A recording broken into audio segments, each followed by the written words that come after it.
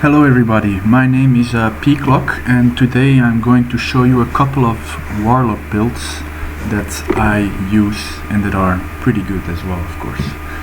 So we're gonna start with our healing build. This is the healing build that I use in dungeons.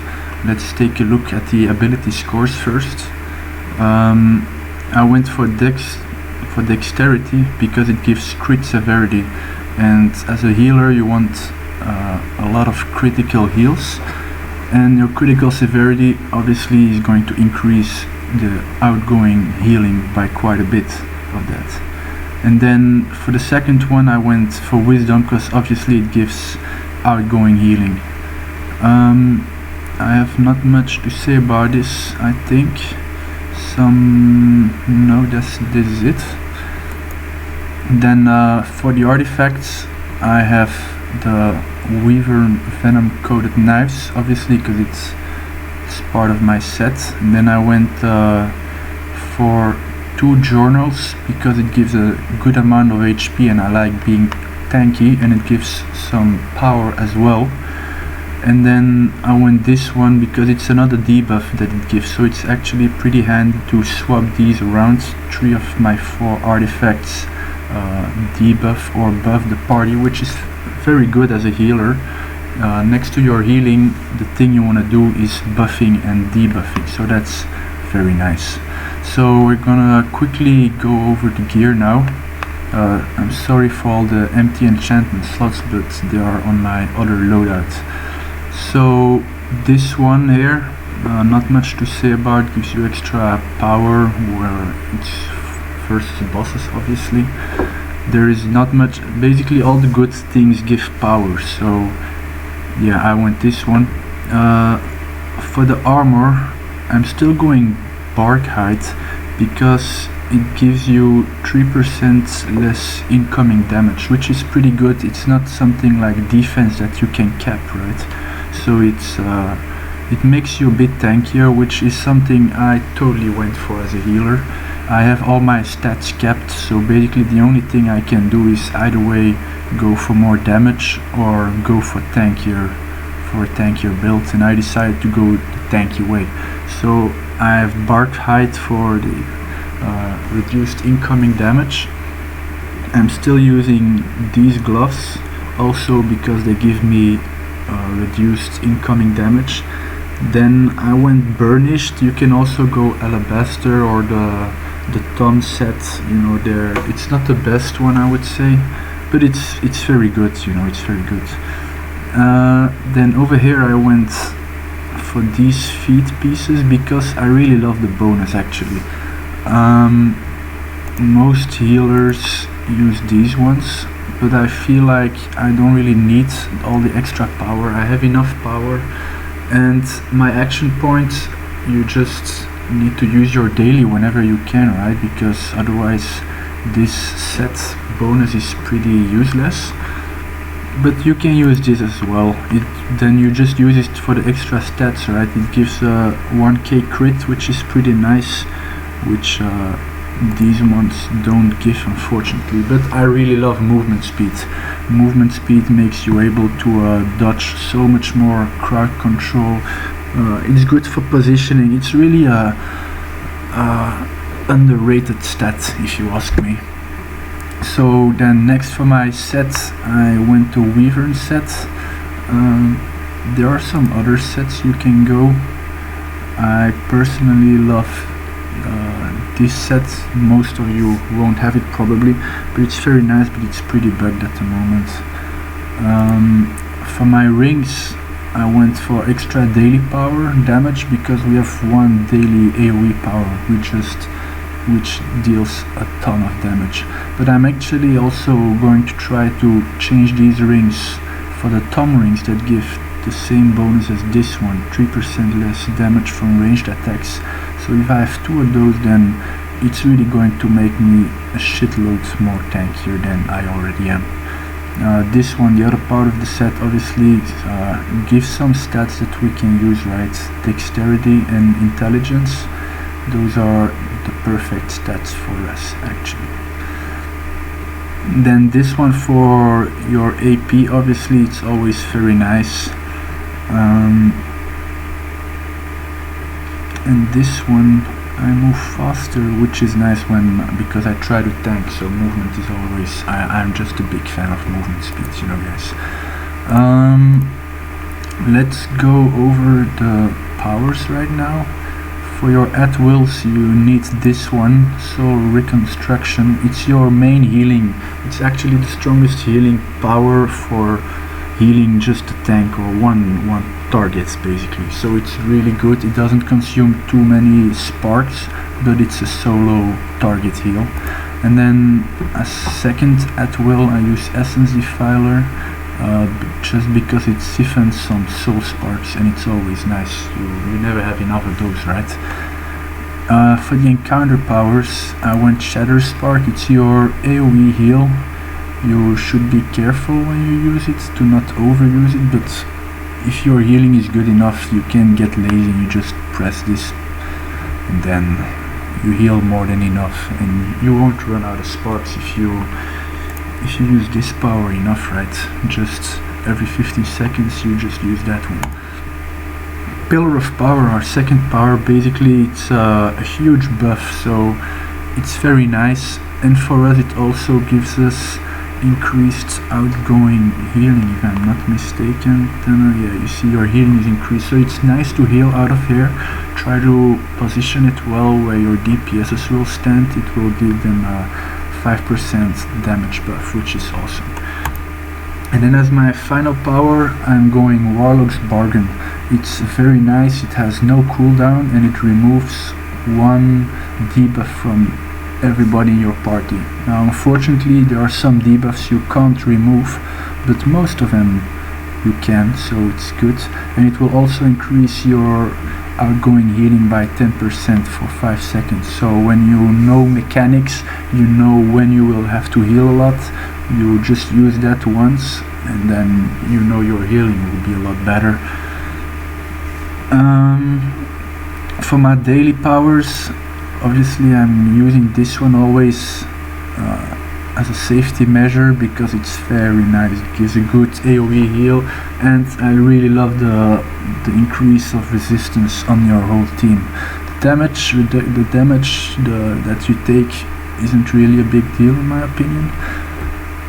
So yeah, it's a great power, but usually it's not even necessary. It's only necessary in hard situations. Otherwise you could use this one for AoE damage. It's our best AoE daily, even as a DPS. And then versus solo target, if I want to do a damaging daily, I use Tyrannical Curse. I think it's the best one. Your mechanics, basically you have Essence Drain. Just spam it every 15 seconds whenever you can. It has a long spawning time, so you have to make sure that you actually cast it, and sometimes the cooldown is a bit bugged, but yeah, you'll get the hang of it, I guess.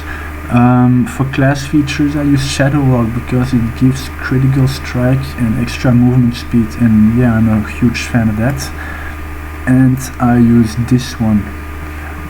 Every soul spark you use will heal yourself. The problem with warlock healers is that they have an awesome healing for the party, but they don't really heal themselves, right? If you want to heal yourself, you need to use Shatter Spark, and it consumes way too much. That's why I use Borrowed Time, and I never really get into HP problems. Then for the feats, this one, the one that gives the cooldown. The other one, I used it when I started, but it's not really good. I don't really like it. It takes too much time, you know, and you have to dodge so much crowd control that it's not really worth it, I think. This one, Outgoing Healing, it's very, very good. The other one is pretty nice as well, but for starters, I really recommend using this one. You never can have enough outgoing healing, so this one is always good. This one, yeah, I would say it's a personal preference for me. Life Bind, it's a really hard feat to play with, right?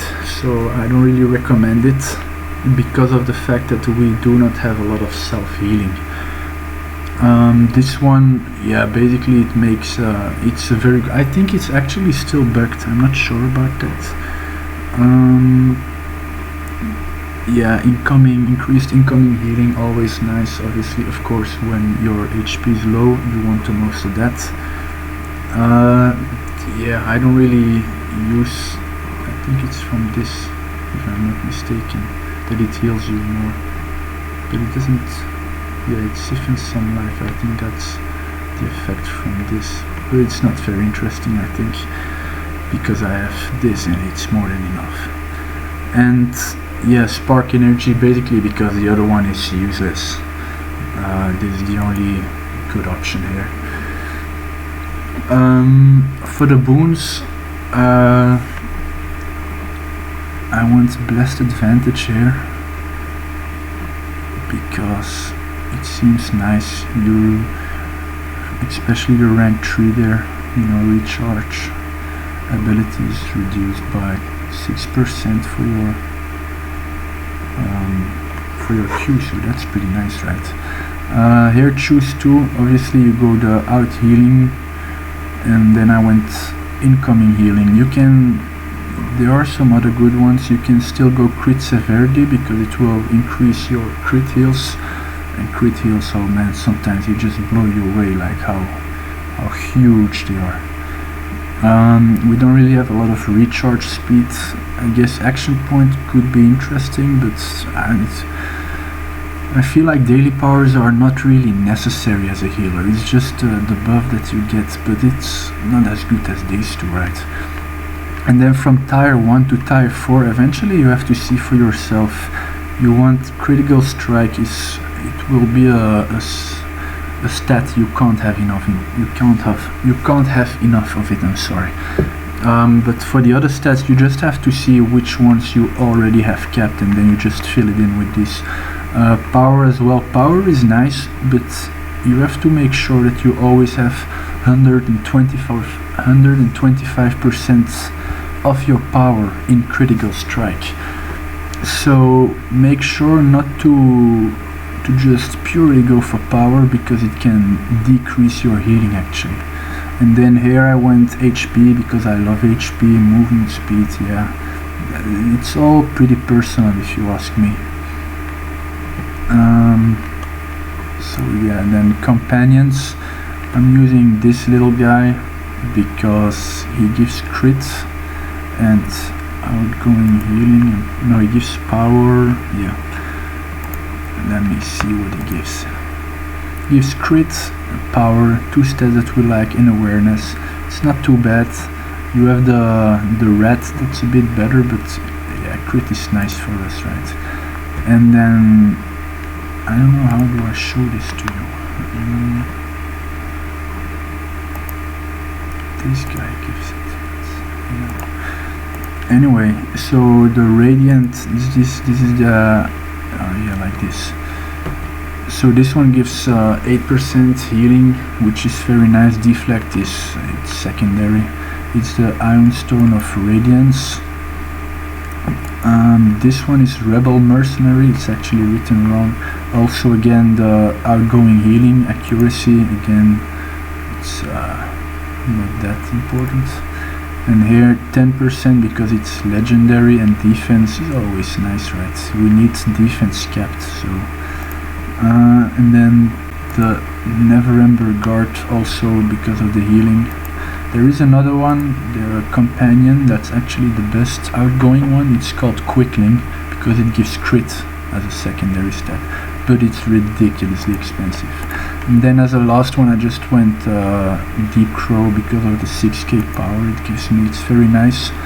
For the runestones obviously you go bondings, and then for the equipment you want to have at least 2 of these actually, the full crit ones. They are very important for us. I unfortunately only have 1 of those, but as you see I have, oh, I don't even have crit on this. I barely have any crit equipment. It's really annoying. Like when I run dungeons, I always run with empty offense enchantments, because otherwise my power is so high that my crit, I just can't get to 125%, you know, and yeah, then my healing is less. And in Infernal Citadel it's really important that my healing is at its best, right? Because healing as a warlock ain't easy at all. So I'm gonna have to say one more little thing about this. For those of you that want to go DPS as a healer, you know, I know some people have problems to stay alive when they are not really good yet, so they go DPS as a healer. It is possible, obviously your DPS won't be super, but you won't die, right? And that's pretty good. Let me think again. What were the things you were using here?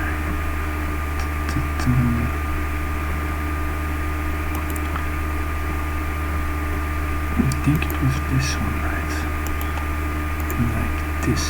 So like this, basically this power is very interesting because it puts a curse on every target hit.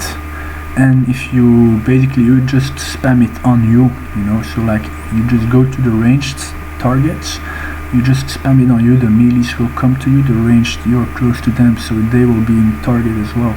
And you just spam this, and then you use this, which it deals a very good amount of damage against cursed targets actually, and it gives you a very good spark regeneration, but it's not really important for this in particular. And obviously Curse Bite also deals a good amount of damage. So basically what you do one Harrow Storm, you activate your Bova, Blades of the Vanquished Armies. Curse Bite, it removes the curse, but you use a new Harrow Storm, and then again Curse Bite, and then again Harrow Storm, and then you just hit them to death, and you will stay alive because this healing, and with this actually, let's talk about this later, but you will stay alive, don't worry about that.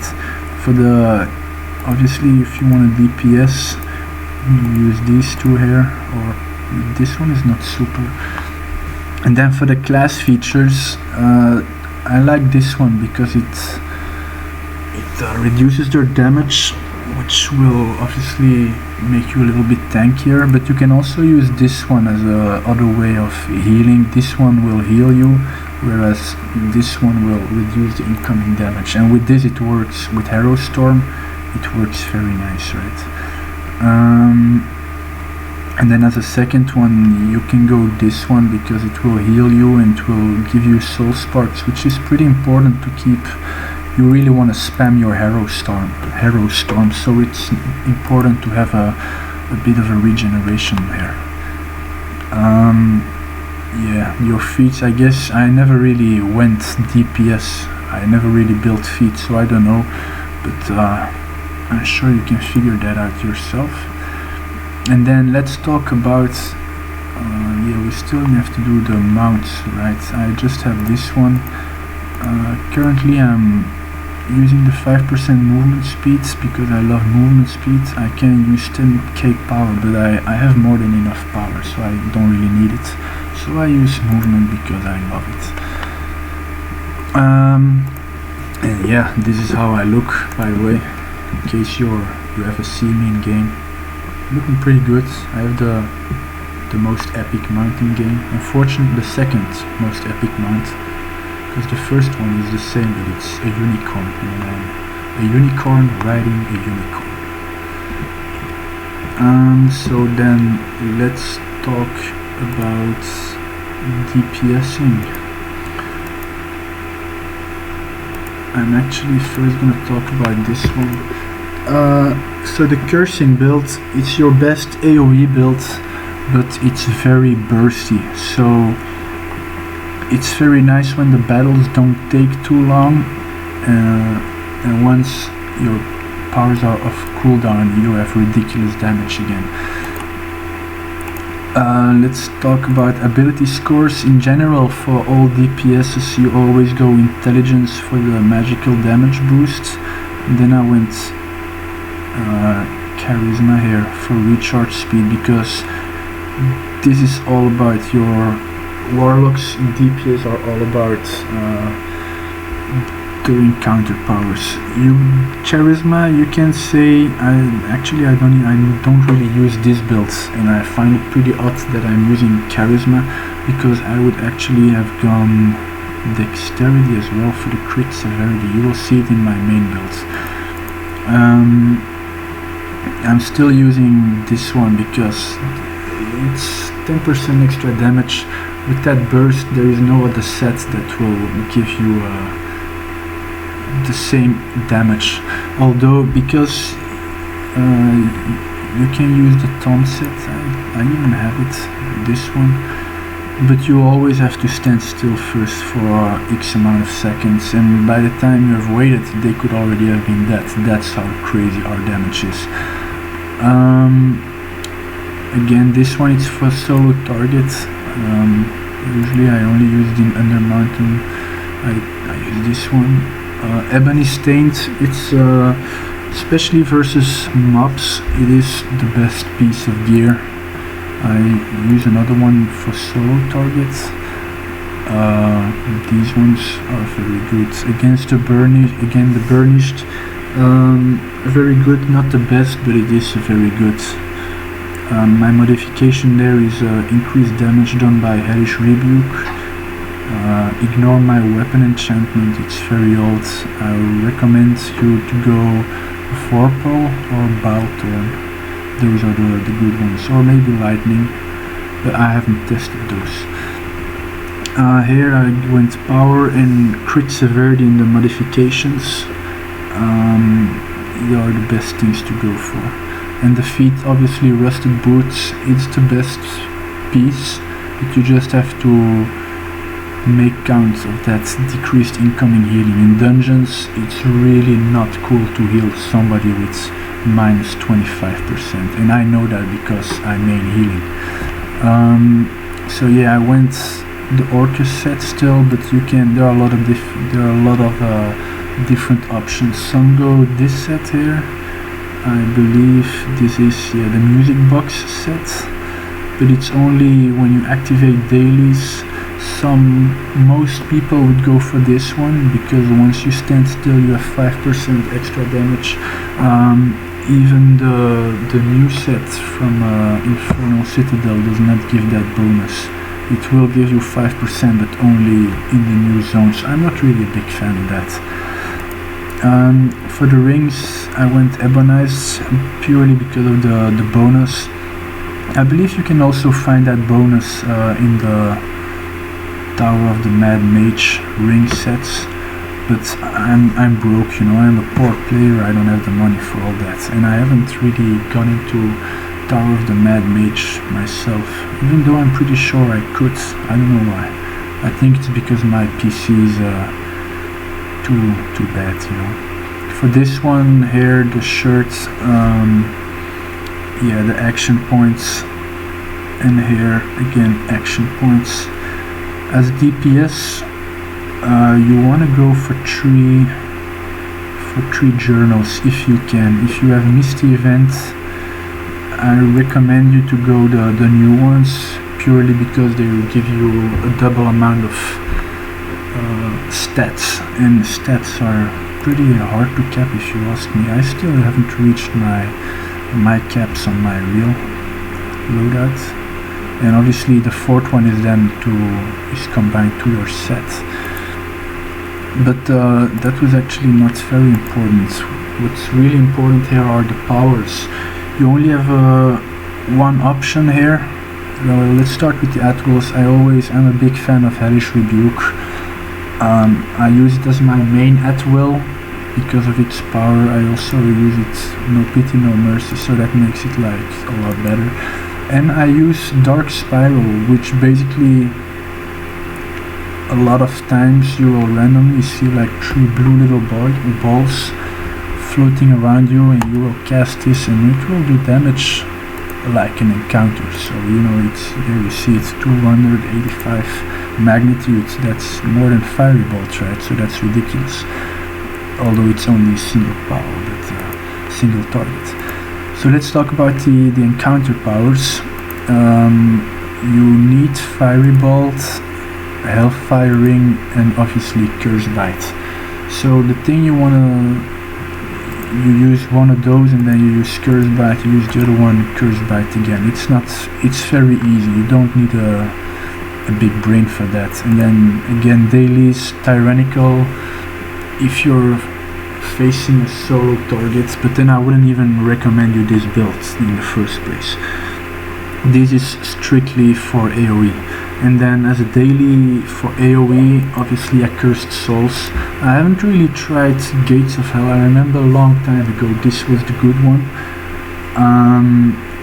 But its damage is a bit lower, and I just really, this is like, you know, a straight line Gates of Hell, which is hard to aim, where Accursed Souls is basically everybody around you will possibly dies. And it hits in 2 hits actually, and it applies a curse, so that's pretty nice too. And then here for the class features, you should basically first try these 2 out. If you manage to kill your group of mobs with these 2 class features, I recommend those. If you manage it's not enough, then just take this one off and use this one. With this you can sometimes, if your powers haven't reached everybody, you just hit an at will at the non-cursed targets, and then afterwards you use Curse Bite and it will do even more damage. Just make sure you don't wait too long, because curses disappear after 8 seconds. And then for the feats, this is only for the curse build, so be aware of that. Soul Scorch, increase damage because it's very important. Soul Scorch is a crucial power. You know, whenever you've used your combo and you have at least 3 sparks, you use a Soul Scorch and it will reduce your cooldowns by 3 seconds. This is a crucial power for us. So the increased damage over time. This one is a very important feat when you use Curse Bite. That's why it's only linked to this build. This one is for the other build. Soul Desecration. Yeah, it's because we have nothing with these. We will never ever get Soul Investure stacks. So we went for this one. Unfortunately, a puppet's still a AI, so it's like companion. It's terribly slow. Its damage isn't super, but it's better than nothing. The Creeping Death, they updated it and now it deals a heck of a damage. On solo targets, it sometimes even deals up to 25% of all your damage, which is a lot. This might sound better, but it is not. It's been tested.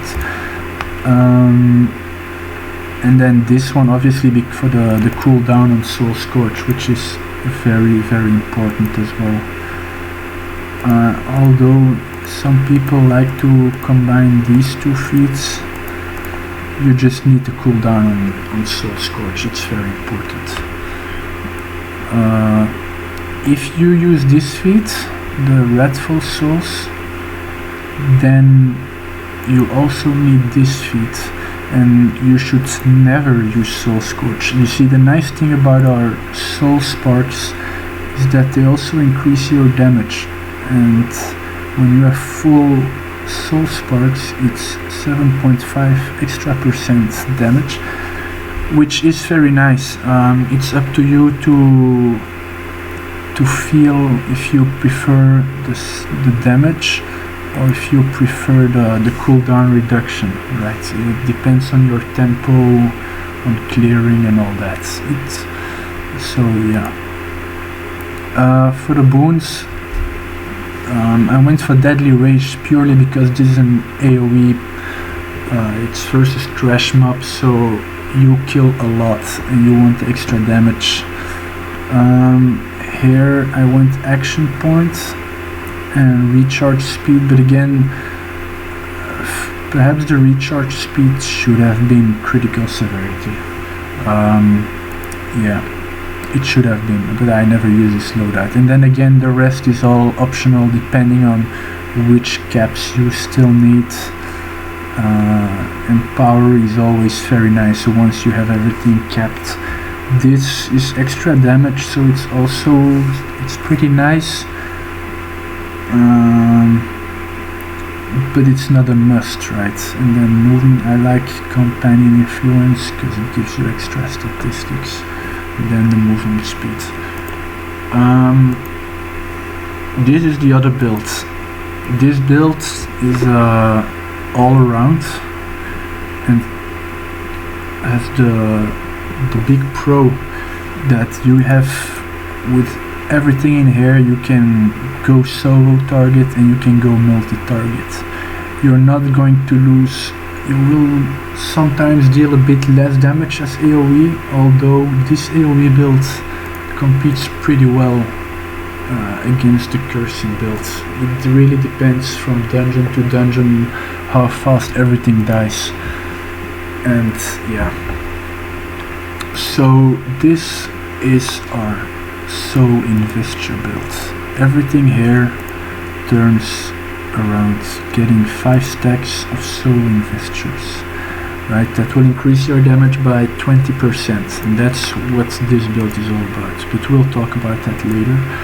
So this is what I actually use, what you should focus on. So again, intelligence for the magical damage boost and dexterity for the crit severity, because so here this is what I use, so this is right. Crit severity, movement speeds, I like it.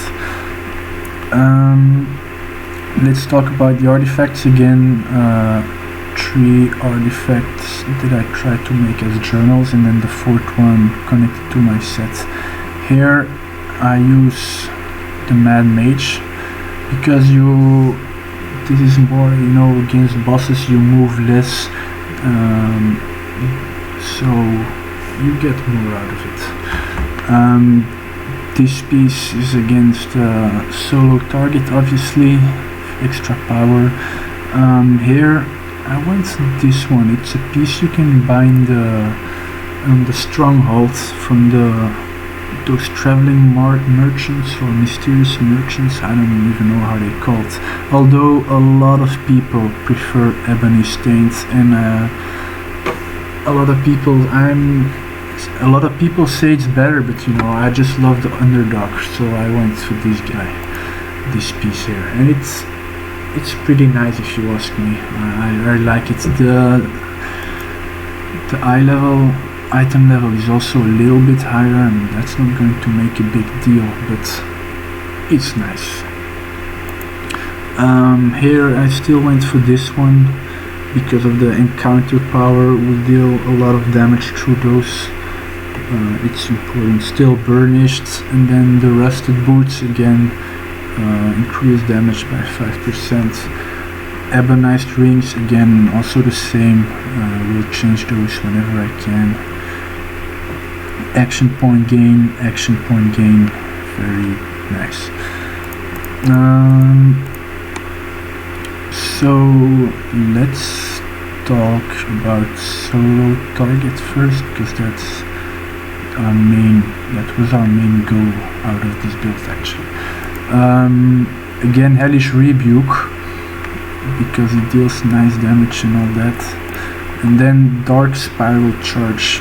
This power is more effective on this build because we never remove our curses, and you will get 1 Dark Spiral Charge whenever you kill a cursed target. So it's more effective here, so which means more damage. Then I went Heather Grass, which is the only way versus solo targets to get our soul investure stacks. So this is the crucial power. The second crucial power for us is killing flames, because this is our main damaging encounter power. So you want to have this on. When you use this, it will hit hard. Definitely. And then as a third power, there are different options actually. The best one, in perfect conditions, is Blades of the Vanquished Armies. It doesn't really deal the most damage, but it has something, you know. It increases your soul sparks, which means you have faster cooldown, which means you can get your stacks faster. That's the idea of using this. And it deals proper damage versus a cursed target. So it's really good. It's surprisingly good actually. Other people like to go Hellfiring because it deals more damage than Blades of the Vanquished Army, but if your boss is moving, you won't get a lot of damage out of this compared to this power. So, and this one falls in cooldown immediately, which can be better because this one, obviously, Bova, you use it for 6 seconds, and you can't, even when you use Soul Scorch, it won't reduce its cooldown. But eventually it all works fine once you are in a good flow. Daily's Tyrannical Curse again, and Accursed Souls for multi-mobs. Versus solo targets, these are the two only options. This one will increase your damage a lot, again, we know that. And this one is crucial for Heather Grasp. So we will talk about the rotation later. We'll just cover the feats quickly. Double Scorch against increases its damage. Here we went Warlock's Curse because we never remove the curses, so Parting Blasphemy isn't very interesting for us, and this one is pretty nice actually. Excuse me. So the next feat we went to Risky Investment. This is the crucial feat because 4% per stack, 5 stacks, 20% of extra damage. That's very good. Again, creeping death because it's especially in solo targets, its damage is ridiculous. And then this Soul Spark recovery again for the cooldown, it's crucial. So let's quickly show what you want to do here. Basically, you start off with an at will, then you use Heather Grasp, and then you see here, this is our Soul Investure stack. So now we have +1. Let's quickly do this here. Now you want to try to use Killing Flames when your Soul Sparks are full. This is important because it gives it 7.5% damage. If you do it with less, obviously its damage will be less. So keep that in mind. Like I hit, and now I have 5 stacks, I hit it, I wait until my Bova is off so I can remove its cooldown. I hit again Heather Grasp, I wait, and we hit again. I've got a feeling that at the moment it's not going super, like the rotation is not going super, it doesn't look smooth, but normally it is, right? And then you can use your artifact. I have a mount power. Eventually you won't even need a lot of at-wills. You have so many things to use. Your powers, they don't really hit very fast. I feel like Soul Scorch takes a lot of time to cast. Bova also, sometimes it casts and then it goes off, but it doesn't show in the cooldown. so then you get confused. Header grasp, it's crucial that you only hit cursed targets with it. If you don't hit a cursed target, you won't get an extra stack of damage, and by the time your power comes up again, you will have lost your stacks. The only way of fixing that is dealing a killing blow with killing flames. If you do that, you see it spawns a soul puppet, and then you get to manage your stacks, but it's very risky. Yeah. What else can I say? My companions, I'm main healing, so I'm sorry for my companions, but I have this one. It gives critical severity. I'm a big fan of that. This against the Iron Stone of I don't even know which one it is. There are too many. It gives incoming healing. It's important when you use the rusted boots. Baby Deep Crow for the power. Red Cap, yeah, I don't really have anything good there. I could use this, I guess. Yeah, but. And this one again gives me a bit of power, combat advantage, also useful. Bondings, runestones, again, equipment, you can place whatever you want just to reach your caps, and then I just always go full power on it. For your summoned companion, some people like the owl bear cup. I went for this one for the polar bear cups. There are some other entries like the bullets. I don't even have it because too many people have it. It's not mainstream. It is mainstream, so I don't have it. Some people even use the deep crows. It's very nice, but this one is really good if you ask me, although you don't use it here. So the mounts, I went for the 10k power just because I have it. If you don't, go for 5k power because it's not stackable, right? I don't know what else. For your boons in hair power, this one here you have a very interesting. No, it's not this one. It is this one. This is very interesting actually. It increases my incoming healing by 15% with rusted iron leggings. This can basically fix the issue, like minus 10%. If you have a good healer, he won't be angry because his healing will be enough. But yeah, defense if you don't have it capped, or hit points if you do have it capped. I just went defense because with my companions I just couldn't manage all my caps properly. Yeah, I think that's basically it. This is how I look, if you're wondering.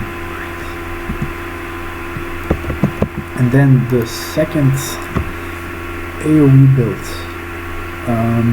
that I'm going to show you, it's also soul investure. For the gear, you know, you can use all the same artifacts, blah blah blah. For the powers, again, you use the same at wills, but then for your encounter powers, again here as well you have different options on what to go. Your feats, you can leave them alone. Basically it should look something like this. So you go for fiery bolts, hellish hellfire ring, and blades of the vanquished armies.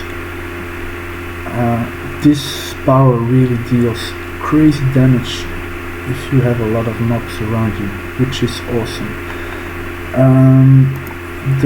The special thing about this build is that we will use Dark Prayer as a class feature. Like you can read, every cursed mob that dies will grant you a stack of soul investure, basically.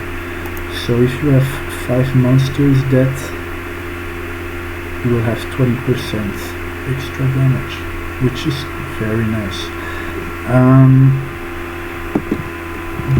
This build is actually very good if you can keep your stacks up from group to group. Yeah, so again you use fiery bolt, you activate your bova, and then you activate your hellfire ring. It will deal a good amount of damage, but at the beginning it won't feel like that, because you don't have your 20% of extra damage yet. So, but you know, it gets better and better and better, and if you can keep your stacks up, you start beating people that are way better than you. Yeah.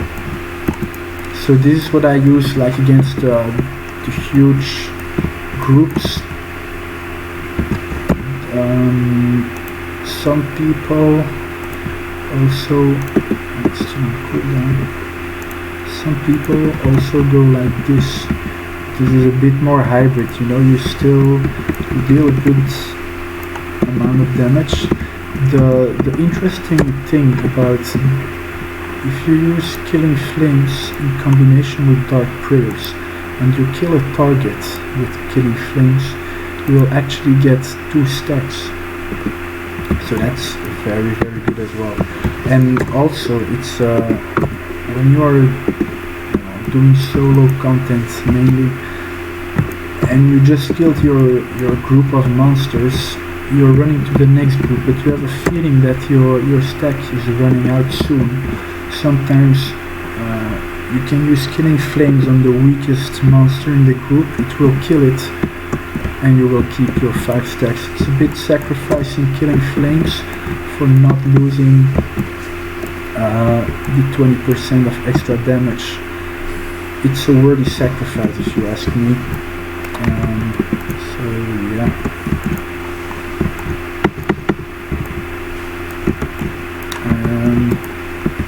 I don't really have a lot to say. Oh, I forgot something. Yes, of course. Let's walk away from here. In our stable, of course, I use all the same stable bonuses on all my loadouts. So, as for healer, as for DPS, yeah, we will quickly go over them. When you use an artifact, you reduce your cooldown by 2 seconds. It's actually very nice and very crucial as well. You really use your artifacts when all your powers are on cooldown. It's very, very handy. I use this one. Why the hell am I using green shit thing? I use this simply because I have a combat power, otherwise you should not use it.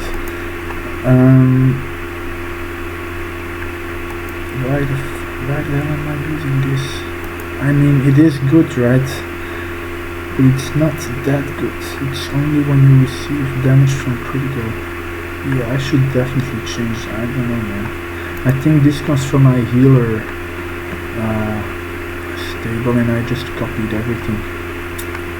It's not bad, but it's not super good, right? I just love buffing. I'm a big fan of it. Probably just because I'm main healing and then it's in your blood, right? Hair increases my stats when I use daily power. Very nice. And extra movement speed when your stamina is full. I guess it's nice, but unfortunately what I love about warlocks is using the stamina just to be faster, right? I mean, now here I can use a mount, but in dungeons, god, I really love using shadow sleep. That's what it's called, right? So I will show you them here as well, but you see it's all the same. just going to show you everything quickly again. Don't look here, so well, yeah, it's an artifact. So yeah, but one more thing I wanted to say, why I mainly use this build is because your curse build, you can only use it versus multiple targets. It's only good against that. For the rest, this build is straight crap. Whereas this build, the soul investure build, you know, with this feat you just move your powers around and suddenly you're a huge damage dealer in AoE. You can quickly move your powers again and bam, you hit a trunking solo target. So it's so much more versatile, and that's what I love about it. So I really recommend this build. What else can I say? Against solo targets, like I said, you always want these two powers. Yeah, I said that right. You can swap this around.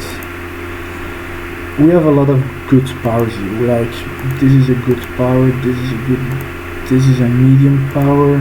Hellfire Ring is a good power. Some people are pretty good with this actually, but I'm not so sure. Anyway, guys, I think I'm just talking a lot. I don't really have anything left to say to you. So I think this is it for today. And I will see you perhaps another time. Goodbye, guys.